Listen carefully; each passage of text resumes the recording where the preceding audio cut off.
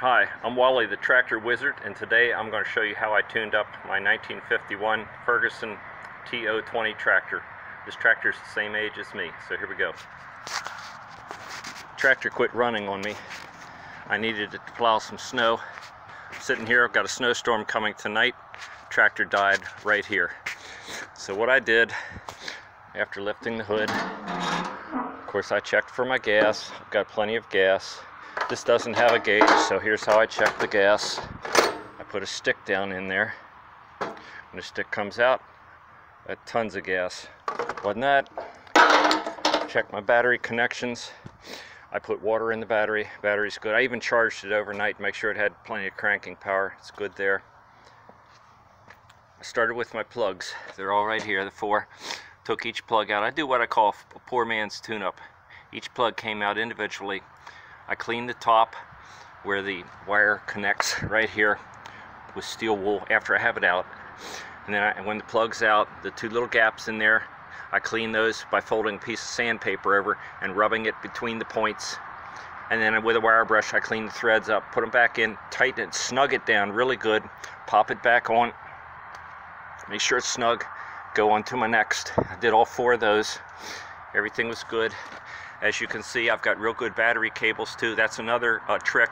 If you're having trouble starting your tractor and it cranks too slow, replace your wires, your positive and your negative. That will make all the difference in the world. So I had plenty of good cranking, but it still wouldn't start. Here's what it was doing.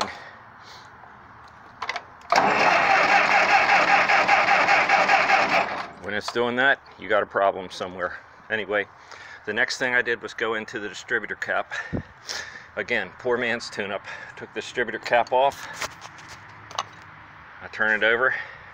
I know this sounds crude, but with a penknife, I actually clean all those four contacts in there.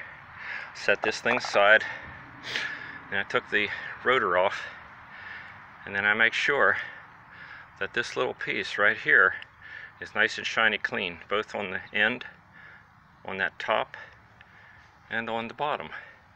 And then I bend this wire up to make sure it's making good contact inside the distributor cap. And of course take the plate off here.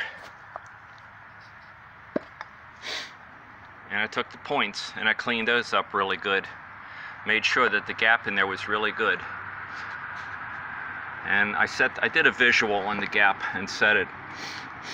And if you need to turn the distributor to get your gap, to figure out or to clean your contacts, you just loosen that little screw right down here with a screwdriver, and then make note of where that block is on that post as it turns, and then you can turn your distributor anywhere you want. And then when you get done cleaning your contacts, and just set it right back exactly in that position and you'll be fine. So anyway, let's put this back together. Cap goes on first, make sure that lines up good there. And the rotor is nice and cleaned up, goes on right there. Distributor cap goes on, lines up right like so. Get the clips back on, make sure they're secure. And here's how it did for me. That's right, still wouldn't start. So I kept thinking, what in the world did I do? What in the world did I do wrong? I actually took another 6-volt coil, because this is still a 6-volt system, and I hooked these wires up to a other 6-volt coil. Didn't make any difference. I thought, well, that's crazy. What in the world's going on here? So here's my final trick. I took this little connection right back here on the back side of the distributor. I took the nut off. I held the bottom nut with needle nose pliers, took the top nut off. It was a 9mm. This is a British tractor, so 9mm. Took that off, and then I cleaned this contact right here.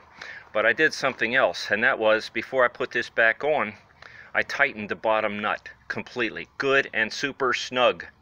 Then I put my clean contact back on, put the top nut back on, and here's what happened.